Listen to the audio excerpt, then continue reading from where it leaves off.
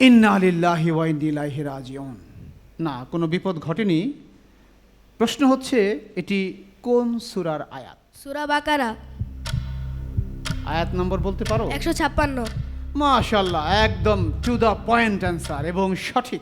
কোরআনে পুণ্যবানদের আমলনামা কোথায় থাকবে বলে উল্লেখ করা হয়েছে? ইল্লিনে। ইল্লিয়িনে। সঠিক উত্তর।